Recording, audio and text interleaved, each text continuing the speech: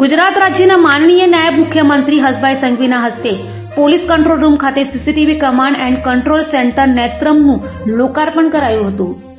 સુરત શહેરમાં police commissioner કચેરીમાં CCTV command and control centre નેત્રમનું લોકાર્પણ રાજ્યના નાયબ મુખ્યમંત્રી હર્ષ સંઘવીના હસ્તે કરાયું હતું. સુરત શહેરમાં હાલ 2000થી વધુ કેમેરા છે, જેમાંથી 709 જેટલા કેમેરાનું સીધું મોનિટરિંગ ગાંધીનગર ત્રિનેત્રમથી પણ થઈ શકશે. ગાંધીનગરમાં ત્રિનેત્રમ સીસીટીવી કમાન્ડ એન્ડ કંટ્રોલ સેન્ટરથી ગુજરાતના 34 જિલ્લાનું સીધું મોનિટરિંગ કરવામાં આવશે, જેનું લોન્ચિંગ રાજ્યના નાયબ મુખ્યમંત્રી હર્ષ સંઘવીના હસ્તે કરવામાં આવ્યું હતું. સીસીટીવી કેમેરાના ફૂટેજથી ગુનાખોરીને અટકાવી શકાશે અને ગુનાહિત પ્રવૃત્તિ ધરાવતા આરોપીઓના ફોટાઓ સ્કેન પણ કરવામાં આવ્યા છે, જેથી ગુનાખોરી કરનારા આરોપીઓને ઝડપથી પકડી શકાશે.